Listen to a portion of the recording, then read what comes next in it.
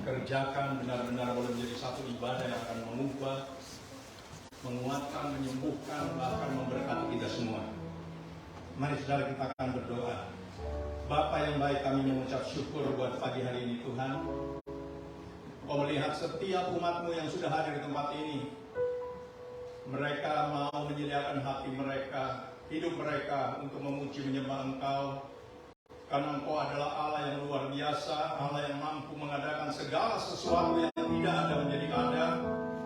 Oleh sebab itu Tuhan, ketika kami ada dalam rumah Tuhan, kuduskan kami, layakkan kami untuk datang menghadap tata hadirat-Mu. Sehingga pujian penyembahan yang kami naikkan boleh menjadi satu korban yang menyenangkan hati Tuhan. Dan apabila sebentar firman-Mu juga disampaikan Tuhan, hamba percaya firman-Mu boleh menjadi makanan rohani buat hidup umat-Mu Tuhan. Makanan yang mampu membuat mereka sampai kepada tujuan akhir hidup mereka, yaitu panggilan surgawi dari Allah dalam Kristus Yesus. Terima kasih. Hamba mau berdoa kiranya semua pelayan Tuhan yang ambil bagian Tuhan urapi hidup mereka. Mulai dari worship leader, backup singer, pemain musik, kolektan, usher, pelayan-pelayan meja, sound system. Biarlah semua apa yang mereka kerjakan Tuhan, mereka kerjakan buat Tuhan, supaya nama-Mu dipermuliakan. Bahkan hamba mau berdoa bagi guru-guru sekolah minggu yang akan mendidik anak-anak ini sejak masa kecil mereka untuk mengenal Tuhan. Mereka belajar tentang Engkau Tuhan, tentang kebenaran. Biarlah benih ini mulai bertumbuh sejak mereka masih muda, sampai pada saat mereka bertumbuh menjadi orang-orang dewasa. Maka dunia akan melihat dalam hidup mereka ada Kristus yang hidup dalam hidup anak-anak ini, sehingga nama-Mu dipermuliakan. Terima kasih Tuhan, terima kasih. Hamba memohon Allah Roh Kudus tuntun jalannya ibadah pada pagi hari ini dari permulaan pertengahan hingga pada akhirnya. Dan kami akan mengusir segala kuasa-kuasa roh jahat yang masih terus mengganggu bercokol dalam ruangan ini. Kami usir dalam nama Yesus. Allah Roh Kudus, biarlah Engkau kuasai jalannya ibadah ini Tuhan, supaya setiap umat-Mu benar-benar boleh merasakan bahwa Engkau hadir di tempat ini Tuhan. Sekalipun mata jasmani kami tidak pernah melihat Engkau, tapi iman kami berani berkata bahwa Engkau ada di tengah-tengah umat-Mu. Karena firman-Mu berkata 2-3 orang berkumpul oleh karena nama-Mu, Engkau hadir di tengah-tengah mereka. Engkau mengurapi mereka, Engkau memberkati mereka semua, sehingga kehadiran mereka setiap kali mereka datang beribadah bukan sebagai satu rutinitas, tapi oleh karena mereka mengerti kebenaran, dan kebenaran yang mereka lakukan boleh menjadi satu kebenaran yang akan memerdekakan hidup mereka semua. Terpujilah nama-Mu Tuhan, kekal sampai selama-lamanya. Kami siap untuk memuji menyembah Tuhan. Di dalam nama Tuhan Yesus, hamba sudah berdoa dan mengucap syukur. Dan semua kita yang akan dilawat diberkati oleh Tuhan, mari sama-sama katakan amin, amin, amin. Shalom, selamat pagi Bapak Ibu Saudara sekalian. Shalom, welcome home, haleluya. Puji Tuhan, haleluya. Coba yang wajahnya bersuka cita, angkat tangan, lambaikan tangan, haleluya. Coba bilang ke kiri kanan saudara, katakan wajahmu imut-imut, haleluya. Katakan wajahmu imut-imut saudara, haleluya. Hari ini semuanya luar biasa, amin, amin. Ada sukacita, kita mau sembah Raja kita, amin saudara. Pagi hari ini kita mau sembah Raja kita yang mulia, amin. Mari kita sungguh-sungguh kita katakan haleluya. Terima kasih Tuhan. Oh Raja mulia, sembah haleluya. Kau mulia, kau mulia, sembah Yesus. Kau Raja kami Tuhan, kau Raja segala haleluya.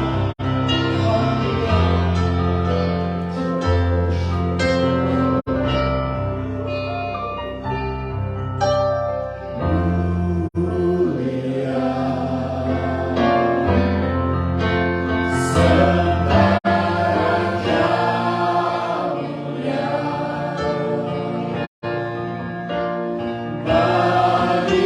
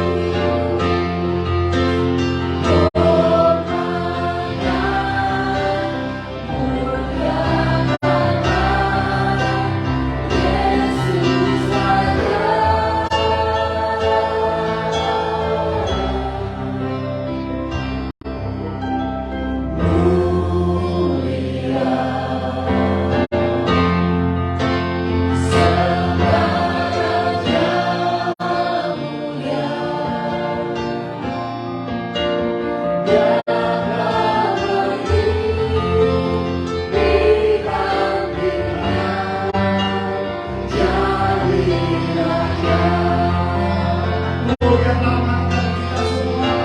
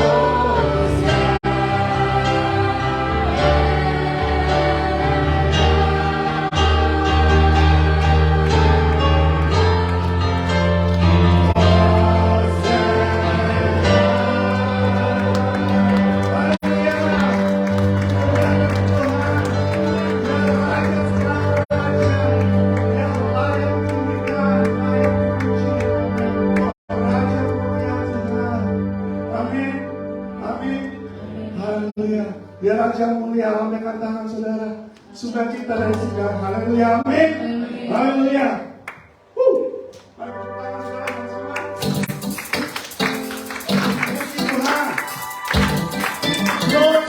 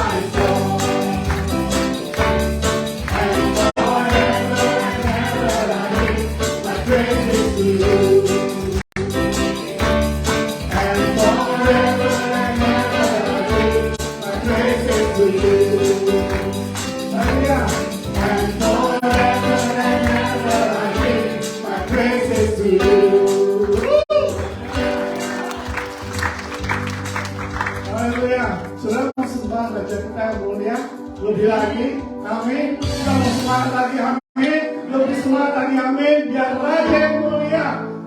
Haleluya.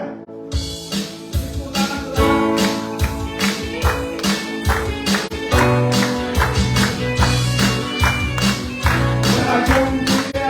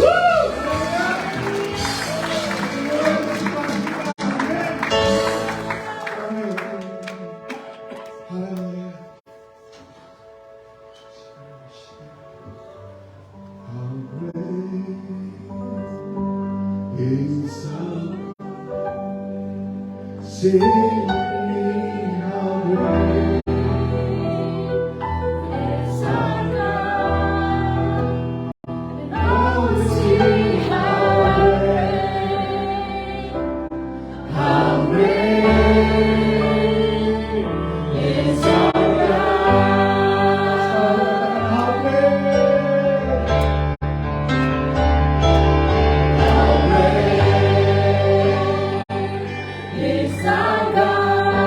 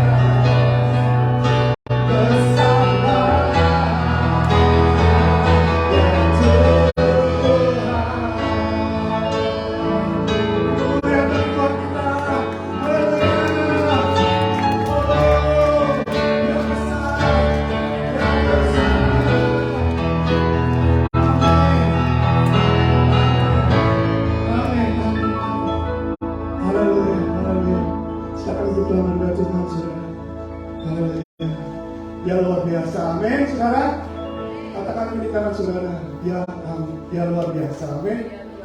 Dia raja segala raja. Haleluya.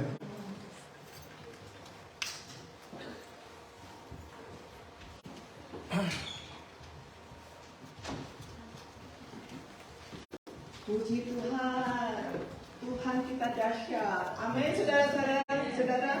Tuhan kita besar. Offering time. Kita bersyukur kepada Tuhan kalau Tuhan masih memberi kesempatan buat kita untuk memberi kepada Tuhan. Kita lahir, kita tidak punya apa-apa. Nanti kalau kita dipanggil Tuhan pun kita tidak membawa apa-apa.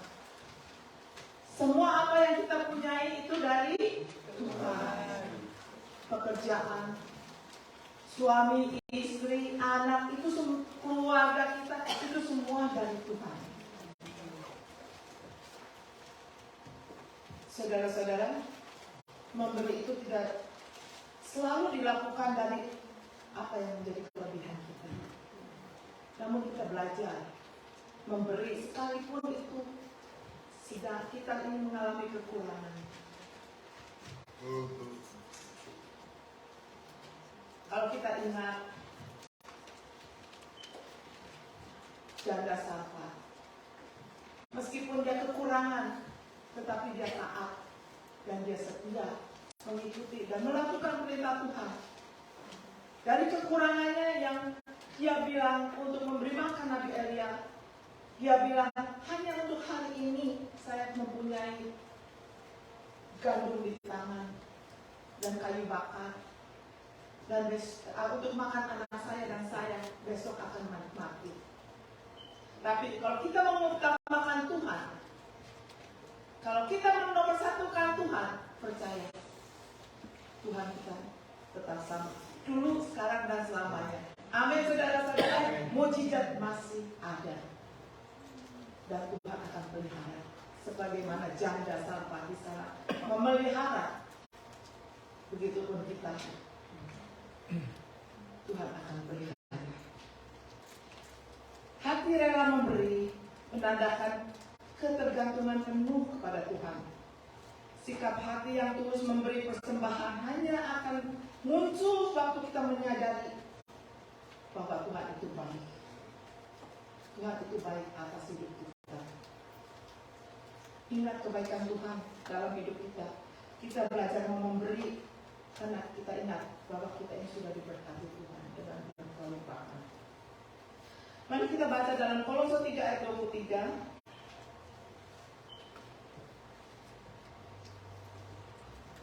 Kolose 3 ayat 23, apapun juga yang kamu perbuat, kita akan berbuat, kita akan melakukan sesuatu, memberikan persembahan kepada Tuhan.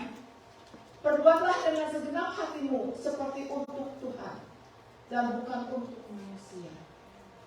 Amin, saudara-saudara. Dan kita memberikan ini bukan untuk manusia, tetapi kita untuk Tuhan.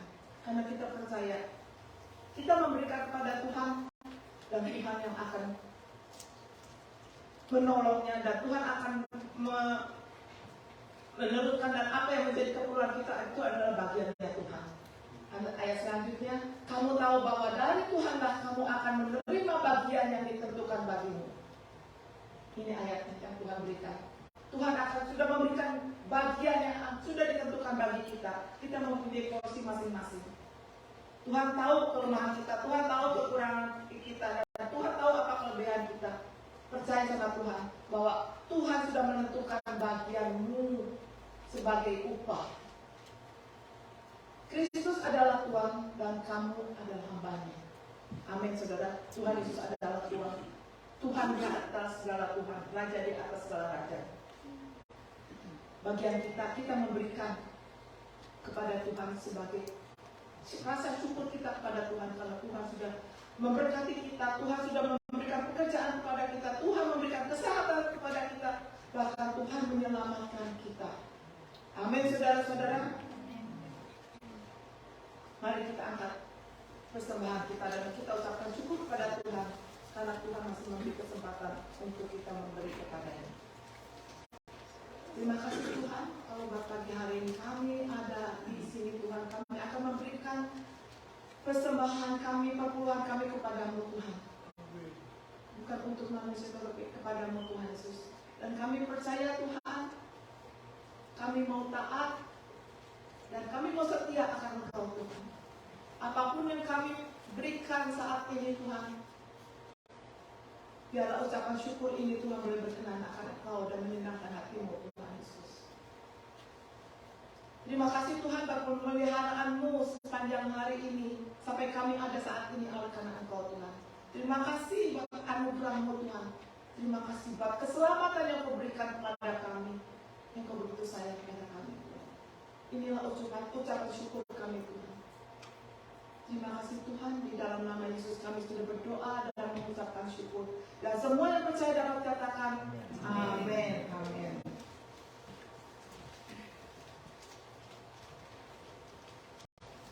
Sementara persembahan dijalankan, saya mau welcome sama Ibu Aha dan keluarga dan Bapak dan anaknya.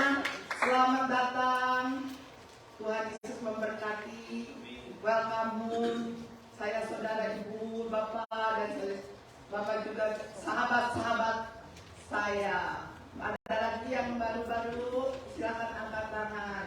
Welcome home, welcome home. Tuhan masih menyayangi dan menyertai kita semua, amin.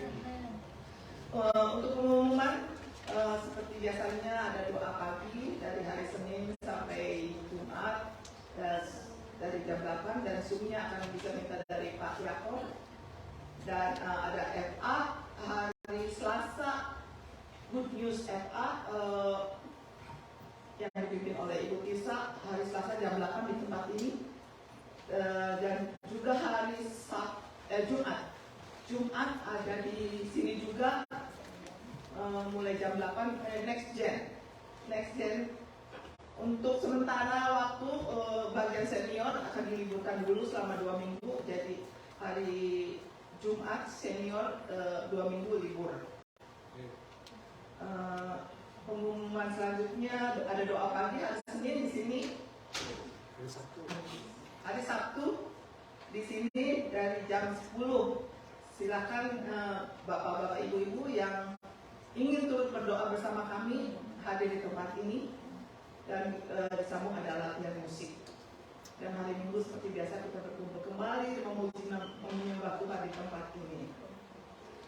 Ada pengumuman untuk selanjutnya minggu depan, kalau Tuhan izinkan dan kalau Tuhan kehendaki, kita akan kedatangan tamu, saudara-saudara, ibu-ibu, dari Philadelphia, Pak Benny Krisdianto. Oke, hadir minggu depan. Ingat, yang minggu depan kita akan kedatangan tamu dari Philadelphia. Dan kalau Tuhan kehendaki juga dan izinkan, bulan depan, kalau tidak salah, minggu kedua kita akan kedatangan Pendeta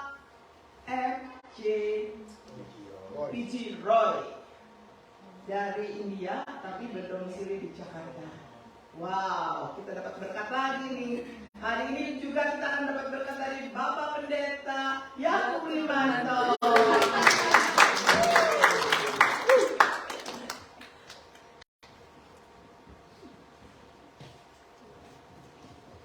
Saudara, sebelum saya sampaikan firman, tentunya saya undang Ibu Aha untuk maju ke depan.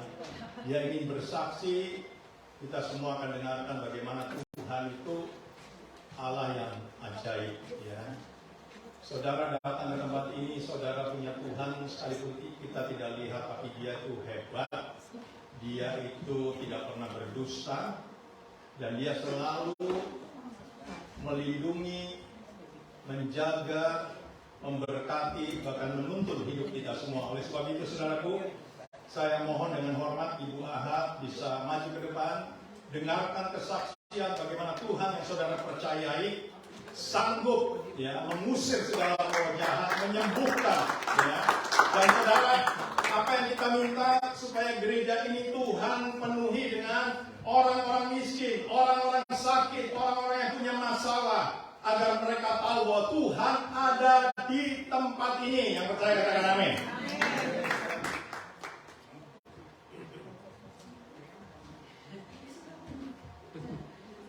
Oke, selamat pagi.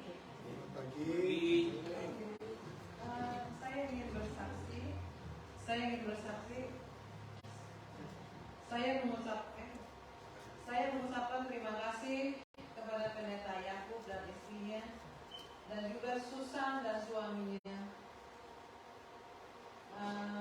Mereka telah mendoakan saya di rumah sakit. Waktu itu saya benar-benar sakit. Saya di rumah sakit itu 8 hari. Tapi pertama kali saya masuk ke rumah sakit, dia nggak kasih saya obat yang kuat. Jadi selama 2 hari di rumah sakit itu, saya cuma bisa menangis dan berteriak aja. Terus setelah 2,5 hari baru dikasih obat. Karena saya menangis, makanya anak saya bilang sama Susan, bisa nggak panggil pendeta kamu doain saya di rumah sakit? Dan saya terima kasih Pak Yakub sama istrinya, Susan dan suaminya di rumah sakit doain saya. Dan waktu doa itu saya benar-benar saya percaya 100% Tuhan bisa menyembuhkan saya. Ya. Benar juga. Setelah didoain itu, kepala saya jadi nggak keprintir begini enggak. Cuma ketarik, tapi nggak muter-muter begini. Ya, cuma ketarik tapi nggak printir. Ini juga pertama kali saya sakit seperti ini. Saya nggak pernah sakit seperti ini. Dan juga ini pertama kali saya nangis dan teriak-teriak di rumah sakit selama 2 hari. Dan benar-benar habis 2 kali saya percaya 100%. Printer itu berhenti, memang masih ketarik, tapi nggak printer begitu. Jadi udah termasuk udah mendingan. Ya, saya juga terima kasih. Ya, saya cuma mau bilangin, ini terjadi karena saya bikin aku pancul. Makanya Anda jangan bikin aku pancul di kepala lagi. Itu salah saya. Saya bikin aku pancul 2 hari sekali di kepala. Dia abang 9 jarum. Itu salah saya. Saya nggak semestinya pergi ke situ. Ya, akhirnya saya masuk ke emergency room, nggak sembuh-sembuh. Ya, terakhir ya, oh iya deh. Terakhir di rumah sakit, akhirnya dia kasih saya morfin. Tapi susah termasuk baik juga. Dia kasih morfin, dia setiap 1 jam dia kasih 4 perbedaan painkiller. Ya, setelah itu baru nggak pintir-pintir gitu. Ya, tapi masih sakit mendingan. Tapi saya percaya sih waktu Pak Yakub doain saya benar-benar percaya 100% Tuhan bisa menyembuhkan saya. Amin. Ya, dan itu betul. At least udah nggak keprintir, masih ketarik sedikit. Waktu Pak Yakub ke rumah sakit, saya senang ya. Ya. Setelah itu saya merasa udah mulai sembuh. Ya. Terus besokannya saya merasa ya udah benar-benar sembuh gitu. Ya, saya benar-benar mengucapkan terima kasih ya.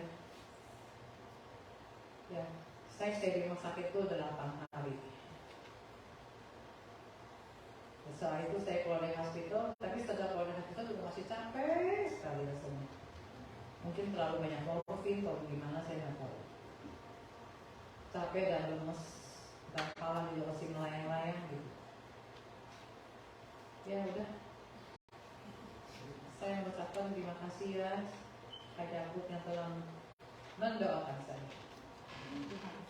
Ya. Dan juga susah dan suami. Oke, gitu aja. Saya bikin lagi aku pancul di kepala dan even di leher. Itu kena, mungkin dia pakai kena saya punya urat yang besar di kepala. Jadi ketarik begitu, splinter setiap 5 detik. Sakitnya bukannya. Ya, oke. Terima kasih ya.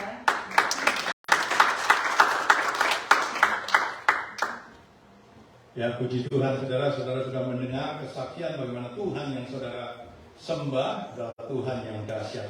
Puji nama Tuhan. Mari kita berdoa. Bapa, terima kasih Kau sudah mendengar Tuhan kesaksian dari Ibu Ava, di mana Engkau sudah jamah tubuhnya. Engkau memang Allah yang dahsyat Tuhan. Tidak ada manusia yang bisa menolong kami, hanya Engkau Tuhan yang kami percayai, karena Engkau adalah Allah pencipta langit dan bumi serta segala isinya. Engkaulah Tuhan kami, Engkaulah Juru Selamat kami. Oleh sebab itu Tuhan, pagi hari ini sebelum kami mendengar firman-Mu Tuhan, hamba-Mu berdoa, urapi umat-Mu Tuhan. Berikan mereka hikmat pengertian, agar setiap firman yang Kau sampaikan benar-benar mereka boleh tangkap dan mereka lakukan. Sehingga mereka boleh menjalani hidup dengan kebenaran yang mereka terima daripada Tuhan. Urapi hamba-Mu. Di dalam nama Tuhan Yesus hamba-Mu berdoa. Haleluya. Amin. Puji nama Tuhan, saudaraku, pada pagi hari ini merupakan hari terakhir untuk kita berbicara tentang pilih, ya, yang dipilih. Orang-orang yang dipilih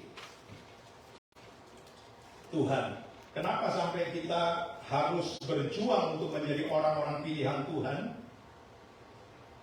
Karena kalau kita tidak dipilih, ya tentunya kita tidak akan mendapat keselamatan yang Tuhan berikan dalam hidup kita.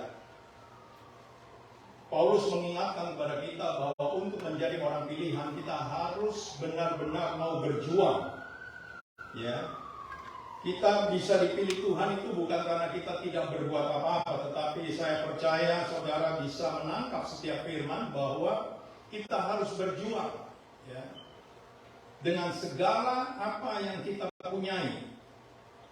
Itulah alasan Tuhan memilih kita semua, jemaat PCC, supaya pada saatnya Tuhan datang, Tuhan mengenal kita semua, dan Tuhan berjanji Tuhan akan kembali untuk menjemput kita, karena Dia sudah menyediakan tempat bagi kita semua. Saya akan ajak saudara melihat apa yang Paulus katakan, ya, sehingga kita bisa menjadi orang-orang pilihannya Tuhan. Di dalam 1 Korintus pasal yang ke-9, 1 Korintus pasal yang ke-9, saya akan baca ayat 24 sampai 27, dengarkan baik-baik, supaya saudara bisa menangkap untuk menjadi orang pilihan. Ada beberapa hal yang Paulus ingatkan di kebenaran firman ini.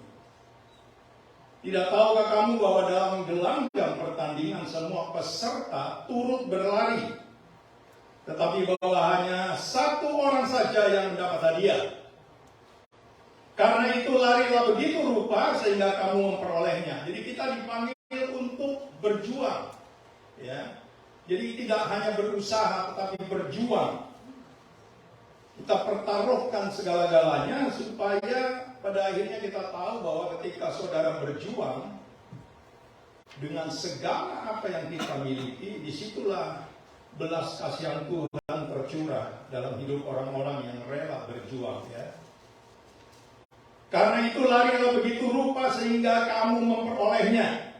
Ayat 25, tiap-tiap orang yang turut mengambil bagian dalam pertandingan harus memiliki penguasaan diri. Menguasai dirinya dalam segala hal. Jadi tidak asal-asalan, tapi setiap orang yang berjuang menguasai dirinya, mempersiapkan segala sesuatu. Mereka berbuat demikian untuk memperoleh suatu mahkota yang fana, tetapi kita untuk memperoleh suatu mahkota yang abadi, yaitu keselamatan yang Tuhan janjikan.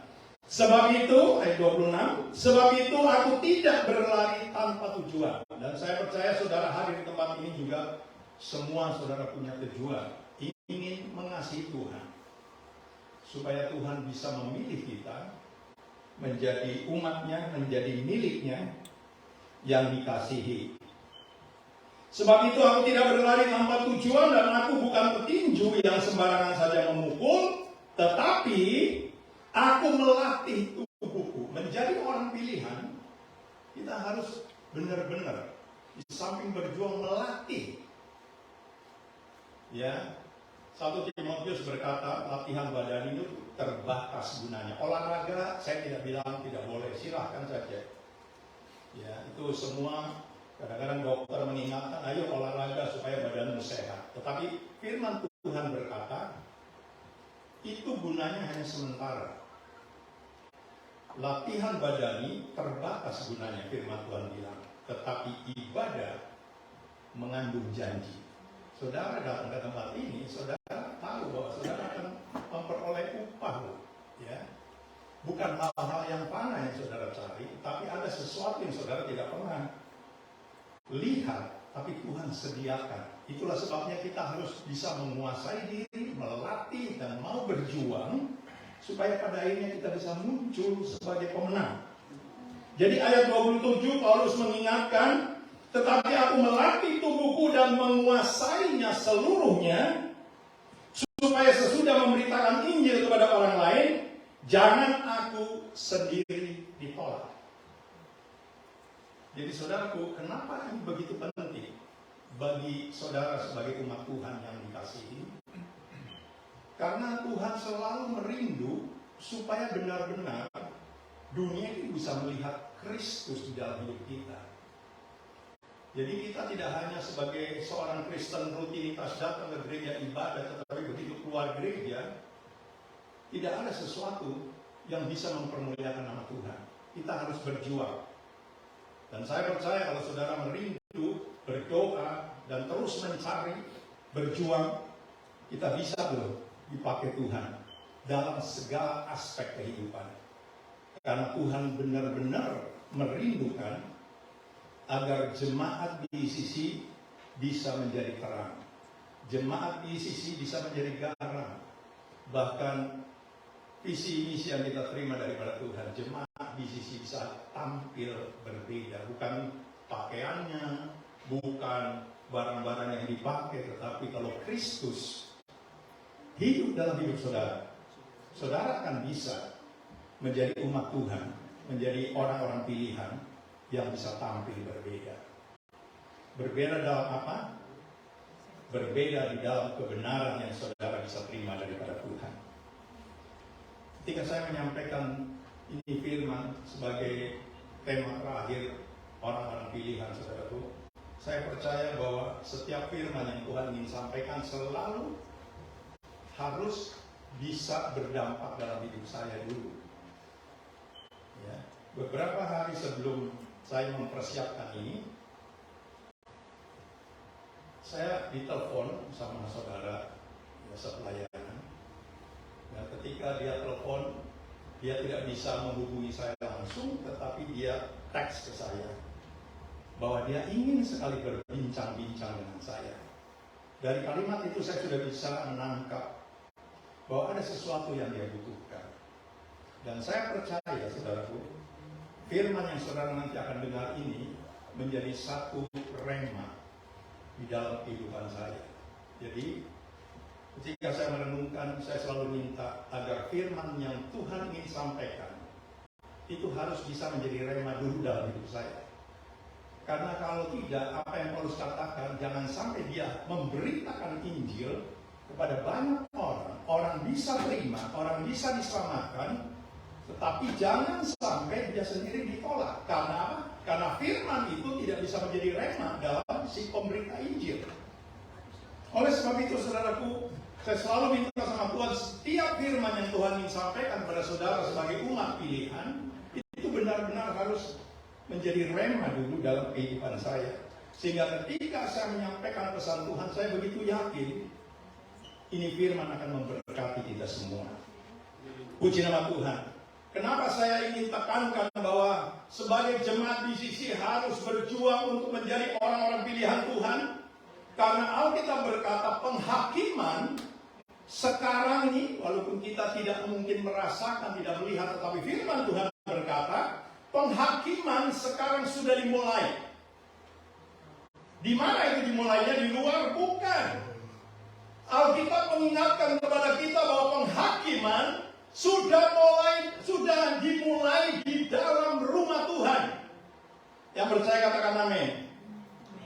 Alkitab berkata tubuhmu adalah bait Roh Kudus, di mana Roh Kudus diam di dalam hidup saudara dan saya. Dan itu semua Tuhan ingatkan supaya saudara dan saya harus bisa mempersiapkan sebagai orang-orang pilihan. Karena apa? Karena penghakiman sudah dimulai. Jangan sampai kita tidak tahu. Coba dibuka 1 Petrus 4 ayat 17. Catat baik-baik, penghakiman sudah dimulai. Itulah sebabnya Paulus mengingatkan, ayo jemaat di sisi berjuang. Ya, minta sama Tuhan. Saya mau berjuang Tuhan sampai titik darah penghabisan. Supaya akhirnya ketika Tuhan datang, Tuhan tidak kenal saudara, tetapi dia mengenal karena saudara dalam miliknya. Karena sekarang telah tiba saatnya penghakiman dimulai, dan pada rumah Allah sendiri yang harus pertama-tama dihakimi. Dan jika penghakiman itu dimulai pada kita, bagaimanakah kesudahannya dengan mereka yang tidak percaya pada Injil Allah? Jadi saudara, jangan sampai saudara terus shock, takut, ya, kaget, tapi saudara harus bisa menangkap. Itulah sebabnya kenapa sampai Tuhan berbicara tentang orang-orang pilihan. Saudara sebagai orang-orang yang dipanggil, ya, walaupun ada kebenaran berkata bahwa banyak yang dipanggil, tapi sedikit sekali yang dipilih. Tapi saya berdoa supaya saudara semua menjadi orang-orang pilihan. Tidak ada satupun yang tertinggal. Tapi saudara harus bisa menangkap, berjuang, punya penguasaan diri, tidak sampai gampang terpengaruh oleh daya tarik dunia. Tetapi saudara terus ingat akan setiap kebenaran firman Tuhan. Supaya ketika saudara menjalani hidup, tidak ada yang namanya roh takut hidup di dalam hidup saudara. Karena itu dosa. Ya, Tuhan tidak pernah menaruh roh ketakutan dalam hidup umatnya, orang-orang pilihan. Dia selalu memberikan kekuatan, ya, kemenangan, bahkan roh yang berani menghadapi setiap persoalan hidup bersama dengan Tuhan. Oleh sebab itu saudaraku, bagaimana akhirnya kalau kita mau terus berjuang untuk menjadi orang-orang pilihan? Saya akan ajak saudara untuk melihat, ya, bagaimana caranya untuk bisa menyenangkan hati Tuhan sehingga saudara semua bisa menjadi orang yang dipilih, bukan hanya dipanggil, tapi dipilih oleh Tuhan. Saya akan ajak saudara membuka di dalam Matius 25. Ya, ini sudah tadi 1 Petrus 4 ayat 17 dicatat sudah mulai. Ya. Jadi bukan nanti, tidak, tapi sudah berlangsung ini. Makanya Tuhan terus berbicara agar jemaat di sisi bisa mempersiapkan hidup untuk bisa masuk di dalam satu perjuangan agar kita bisa benar-benar menjadi umat pilihannya Tuhan. Saya akan baca cepat saja, saudara catat. Di sini sudah mulai mulai disaring, ya, disaring. Matius 25, saya akan baca ayat 31 sampai 46. Jangan sampai kita tidak mengerti, ini semua orang adalah orang percaya. Makanya kenapa penghakiman itu harus dimulai dari dalam gereja Tuhan, dari hidup saudara sebagai bait Allah. Bukan dari luar, tapi dari dalam. Supaya kita sadar bahwa ternyata benar. Saya tidak datang setiap ibadah hanya sebagai satu rutinitas. Tapi saya ingin berjumpa dengan Tuhan. Saya ingin mengalami bahwa Tuhan itu adalah Allah yang tidak pernah berdusta. Dia sanggup memelihara hidup saudara. Dia sanggup menyediakan semua apa yang saudara butuhkan. Oleh sebab itu dengarkan firman Tuhan. Pokoknya adalah penghakiman terakhir. Apabila anak manusia datang dalam kemuliaannya, dan semua malaikat bersama-sama dengan dia, maka ia akan bersemayam di atas tahta kemuliaannya. Lalu semua bangsa akan dikumpulkan di hadapannya dan ia akan memisahkan. Perhatikan ini kalimat, memisahkan. Harus dipisah. Dan itu mulai di dalam gereja Tuhan. Makanya saudara berjuang. Jangan sampai kita dipisahkan. Yang menjadi orang-orang percaya tapi tidak dikenal oleh Tuhan. Menjadi orang-orang percaya tapi tidak pernah dibawa, ditinggal oleh Tuhan karena bukan orang-orang pilihan. Tetapi kita berjuang supaya apa yang Tuhan janjikan itu benar-benar nyata dalam hidup kita. Ayat 32 saya ulangi. Lalu semua bangsa akan dikumpulkan di hadapannya dan ia akan memisahkan mereka seorang daripada seorang. Sama seperti gembala memisahkan domba dari kambing, dan ia akan menempatkan domba-domba di sebelah kanannya dan kambing-kambing di sebelah kirinya. Dan raja itu akan berkata kepada mereka yang di sebelah kanan. Perhatikan, mereka yang di sebelah kanan ini perumpamaan. Di sebelah kanan disebut domba, di sebelah kiri disebut kambing. Perbedaan antara kambing dan domba secara fisik, saudara tahu kalau kambing ada tanduknya mungkin, ya. Walaupun kalau di sate lebih enak daripada domba. Siapa yang suka sate domba? Tidak ada. Sate kambing? Tidak ada juga, takut kolesterol. Ada. Pak Johan sama Pak Timotius. Memang sate kambing lebih enak, tapi harus ada penguasaan diri supaya tidak kolesterol, tidak stroke. Amin. 1-2 tusuk boleh, kalau nggak kelihatan 5 juga boleh. Oke. Dan ia akan menempatkan domba-domba di sebelah kanannya dan kambing-kambing di sebelah kirinya, dan raja itu akan berkata kepada mereka yang di sebelah kanannya. Perhatikan ini, kepada siapa? Domba sebelah kanannya. Mari, hai kamu yang diberkati oleh Bapakku, terimalah kerajaan yang telah disediakan bagimu sejak dunia dijadikan. Itulah sebabnya kita berjuang untuk menjadi orang pilihan. Karena apa? Tuhan sudah menyiapkan kerajaan bagi orang-orang pilihannya sejak dunia dijadikan. Sebab ketika aku lapar, nah ini satu karakter domba. Bedanya domba sama kambing, padahal ini cuma perumpamaan. Jadi jangan sampai bilang kambing ada tanduk, benar. Domba tidak ada, tetapi ini hanya perumpamaan. Dan penghakiman, pemisahan mulai sudah berlangsung di dalam gereja Tuhan. Ya, yang akan dibedakan adalah karakternya. Perhatikan baik-baik. Domba di sebelah kanan dan Tuhan bilang, mari kamu yang telah disediakan bagimu sejak dunia dijadikan, sebab ketika aku lapar, kamu memberi aku makan. Ini karakter domba. Dan saya terus berdoa supaya saudara menjadi orang-orang pilihan punya karakter seperti apa firman Tuhan katakan. Ya, di dalam doa pagi seringkali saya ingatkan, tidak terlalu mudah kalau bukan Kristus hidup dalam hidup kita untuk mengasihi musuh kita, orang yang sudah menipu kita, orang yang sudah menganiaya kita, orang yang sudah menyakitkan hati kita. Bisakah kita mengasihi mereka ketika mereka datang? Mereka butuh pertolongan saudara. Kalau bukan karena Tuhan yang hidup dalam hidup kita, dengar baik-baik, tidak terlalu mudah. Itulah sebabnya untuk menentukan, untuk memastikan bahwa saudara dan saya sebagai orang-orang pilihan, saudara harus berjuang supaya Kristus, dengar baik-baik, hidup dalam hidup kita. Karena apa? Karena kalau Kristus hidup dalam hidup kita, bukan kita lagi. Secara daging, kita lihat orang yang menyakitkan hati kita, merugikan kita. Kita mungkin mau tutup mata dan kita bilang, saya sudah melupakan tapi tidak mau melihat. Saya sudah melupakan tetapi kalau ditanya tidak mau jawab. Seringkali terjadi demikian. Tetapi Tuhan mau, kalau Kristus hidup dalam hidup kita, kita seperti bayi yang baru lahir, tidak pernah tahu apa-apa. Sekalipun mata jasmani kita lihat itu musuhku, itu yang sudah memalukan aku, menyakitkan aku, merugikan aku.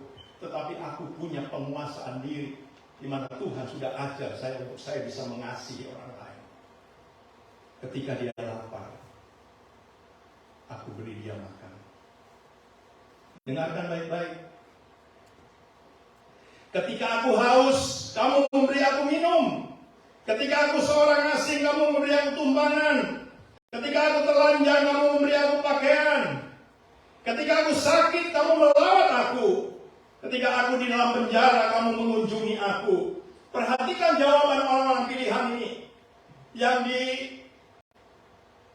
dikategorikan sebagai domba yang ditaruh di sebelah kanan Raja yang agung ini. Maka orang-orang benar itu akan menjawab dia, katanya, Tuhan, bila manakah kami melihat kau lapar dan kami memberi kau makan, atau haus dan kami memberi kau minum?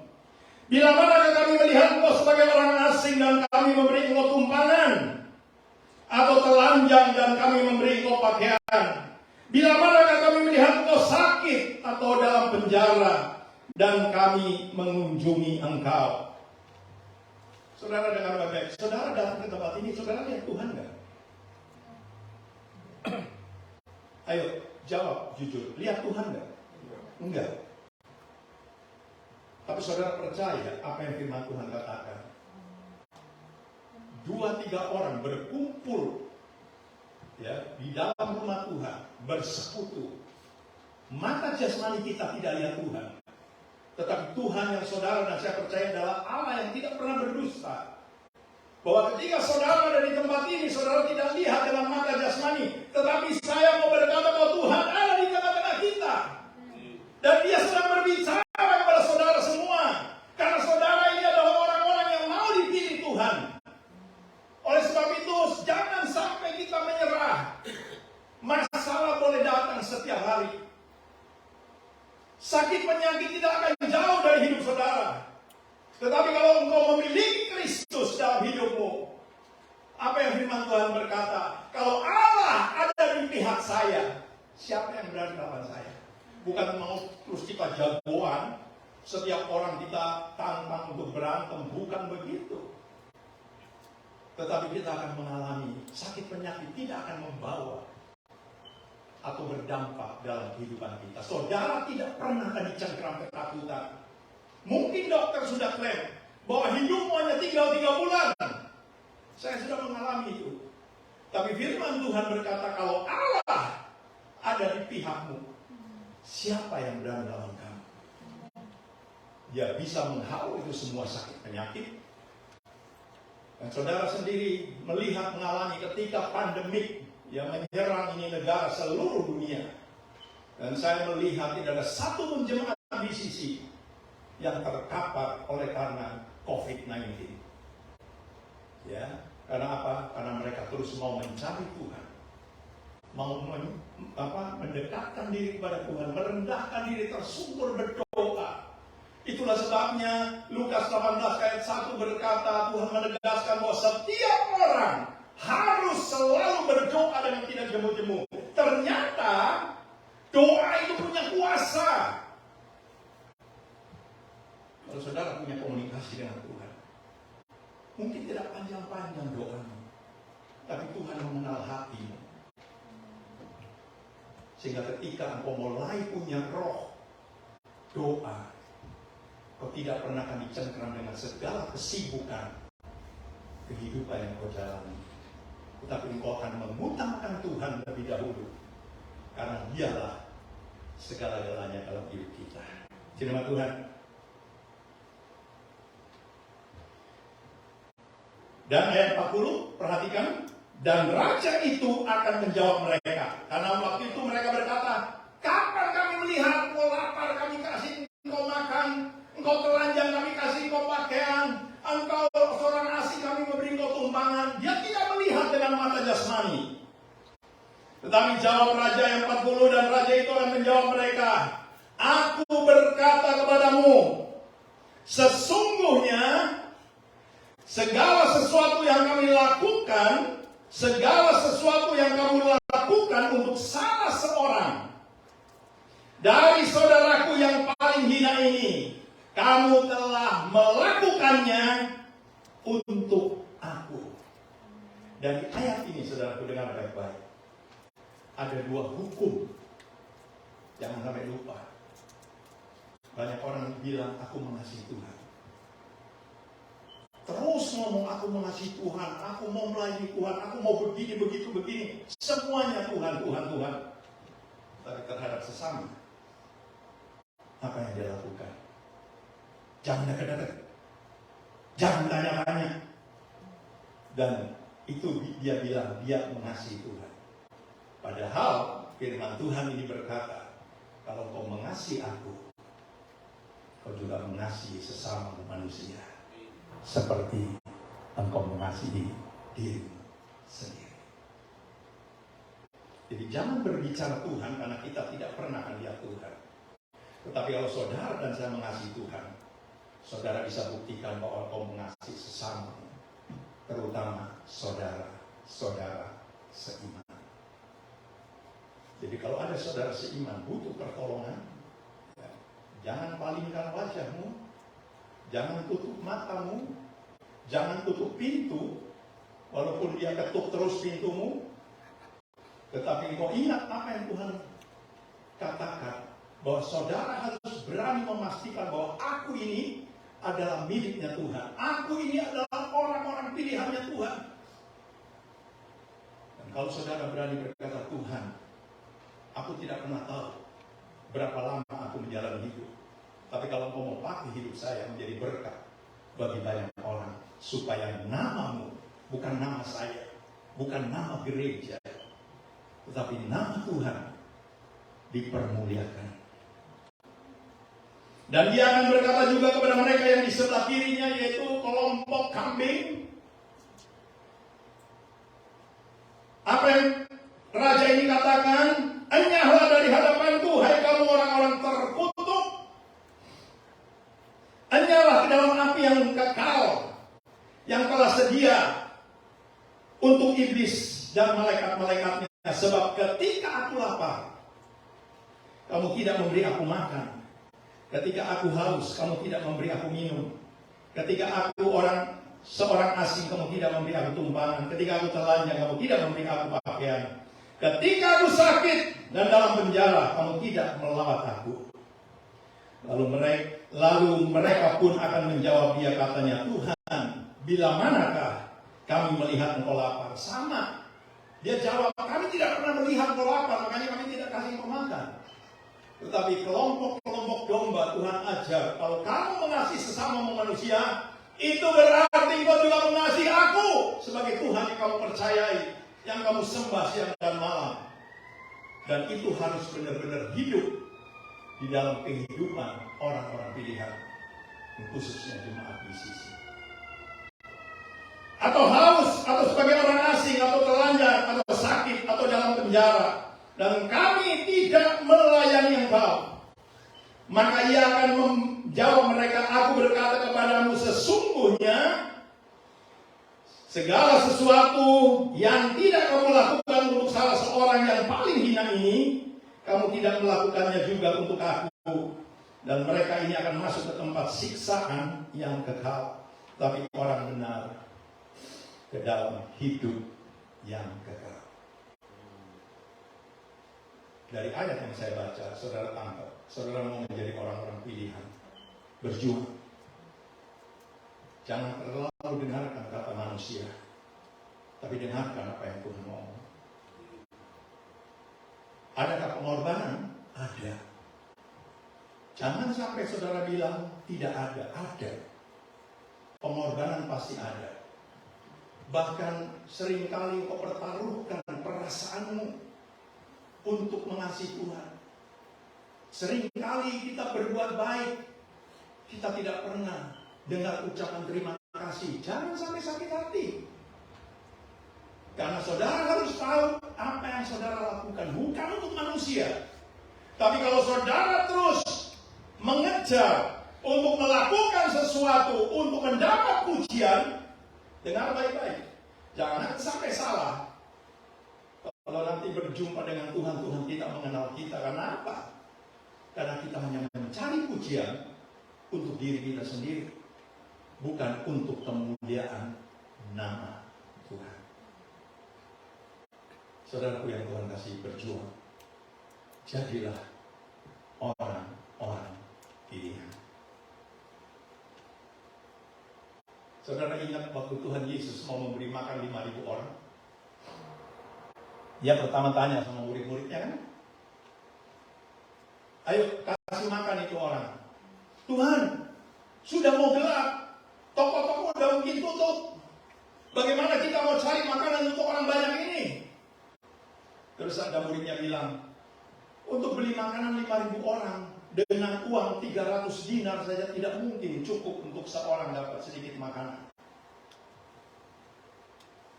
Tetapi Tuhan berkata, di antara semua orang, ada yang bawa makanan enggak?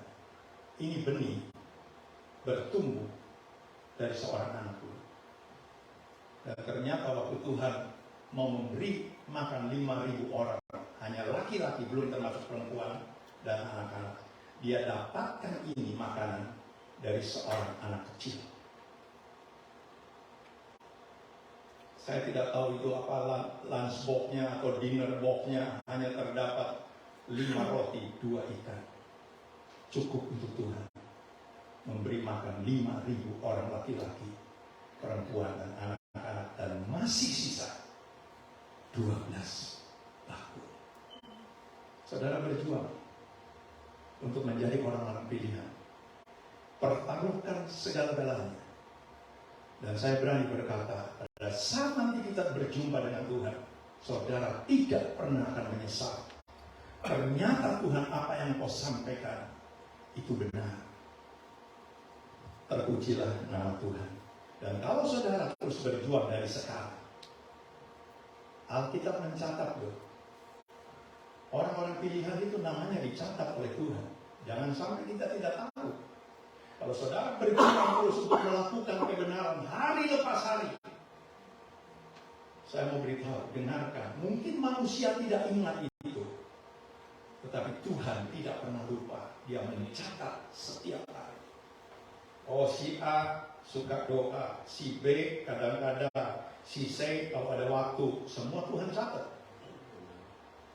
Tapi hari ini saya percaya Tuhan ingatkan, saudara harus berjuang menjadi orang-orang pilihan. Saya undang Pak Ervan untuk maju. Saya ingin nyanyi ini lagu. Ketika saya nyanyi ini, saudara dengar baik-baik. Bukan saya pengen dikasihani, tapi ketika saya nyanyi ini berulang-ulang, air mata saya keluar. Ternyata pujian ini ada kuasanya loh. Ya, luar biasa. Doa itu ada kuasanya. Yakobus berkata, doa orang benar. Dengar baik-baik. Apabila didoakan dengan sungguh-sungguh, besar kuasanya. Dan saya berdoa supaya saudara semua sebagai orang pilihan punya di kuasa, supaya kau bisa dipakai Tuhan, bukan hanya di gereja, tetapi di luar sana ketika kau bertemu dengan temanmu yang sudah lama kau tidak kenal, kau mulai berkata tentang Tuhan. Dan ketika dia melihat hidupmu lain loh, gak seperti dulu. Dan saudara mulai berkata, memang dulu aku belum kenal Tuhan, tetapi sekarang aku terima Tuhan, makanya kau lihat hidupku berubah. Bukan karena sombong, tetapi ada Kristus yang hidup dalam hidup saya. Yang percaya katakan amin. Tuhan memberi lebih dari yang kita mau. Tuhan mengasihi lebih dari yang kita tahu.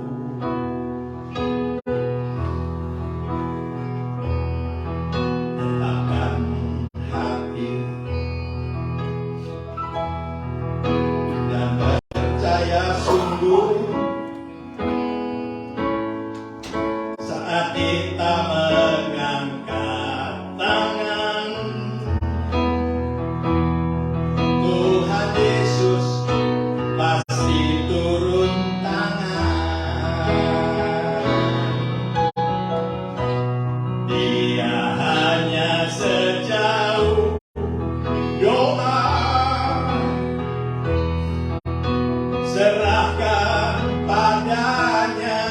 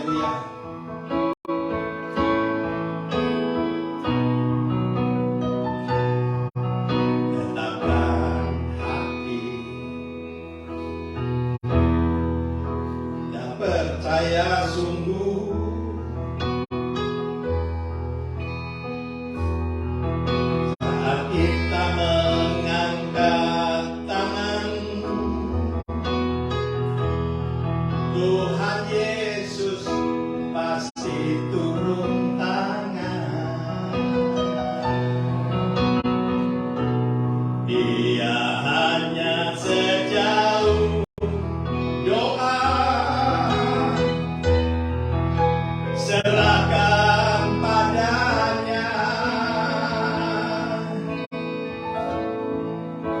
segala susahmu, segala khawatirmu. Tuhan mengerti apa yang kau mau. Dia hanya sejauh doa, berharap padanya. Mujizat itu nyata, percaya padanya. Yesus hanya sejauh doa. Mari kita bangkit berdiri. Dia hanya sejauh doa, serahkan padanya segala susahmu, segala khawatirmu. Tuhan mengerti apa yang kau mau. Dia hanya sejauh doa dan padanya. Mujizat itu nyata, percaya padanya. Dia hanya sejauh doa. Mujizat itu nyata, percaya padanya. Yesus hanya sejauh doa. Siapa yang percaya? Ketika engkau punya persoalan, engkau mau cari Tuhan, naikkan doamu dengan hati yang tulus dan berkata, Tuhan, siapa yang mau tolong kami? Kalau bukan Tuhan tolong kami pasti akan terhilang dan binasa. Itulah sebabnya Tuhan, kami mau terus mencari Engkau. Karena ketika kami berjumpa dengan Engkau, segala masalah kami, persoalan kami, sakit penyakit kami, Engkau sanggup menyelesaikannya dengan caramu yang ajaib. Bapa, kami mengucap syukur Tuhan buat pagi hari ini. Semua umat-Mu percaya bahwa Engkau ada di tengah-tengah mereka, Tuhan. Engkau berbicara dengan jelas untuk memberitahu kepada kami supaya kami berjuang menjadi orang-orang pilihan, sehingga orang-orang pilihan mempunyai karakter seperti Kristus, memiliki perasaan dan pikiran seperti Engkau, Tuhan, untuk boleh mengasihi sesama, karena Engkau terlebih dahulu telah mengasihi kami. Pakai mereka semua, Tuhan, yang hadir di tempat ini. Tidak ada yang terkecuali, dari anak-anak, anak-anak muda, orang-orang dewasa, bahkan orang-orang lansia, Tuhan. Hamba begitu yakin dan percaya Kau tidak pernah membedakan kami, usia kami, pengalaman kami. Tetapi kami percaya, Tuhan, Kau mampu memakai hidup kami semua. Terpujilah nama-Mu kekal sampai selama-lamanya. Bapak, hamba berdoa meteraikan, Tuhan, setiap firman yang Kau sudah sampaikan dalam kehidupan umat-Mu, agar mereka boleh menangkap bahwa mereka berjuang untuk menjadi orang-orang pilihan Tuhan, sehingga mereka percaya bahwa nama mereka Engkau sudah catat di dalam buku kehidupan-Mu. Dan apabila Kau kembali, Kau mengenal mereka pribadi lepas pribadi, Tuhan, karena di dalam mereka menjalani hidup ada Kristus yang hidup dalam hidup mereka, rumah tangga mereka, usaha mereka, pekerjaan mereka, bahkan dimanapun mereka berada. Dunia akan melihat Engkau, Tuhan, dalam hidup mereka semua. Saudara-saudaraku yang Tuhan kasih, angkatlah kedua tanganmu. Terimalah berkat Allah Bapa kita di sorga, serta kasih sayang dari anaknya Yesus yang menjadi Tuhan dan Juru Selamat saudara dan saya, dan persekutuan bersama Allah Roh Kudus yang akan menyertai, yang akan memberkati, menyingkapkan setiap rahasia kebenaran firman mulai pagi ini, besok, dan sampai Tuhan Yesus datang kembali. Dan semua kita yang sudah dilawan dan diberkati Tuhan, mari sama-sama kata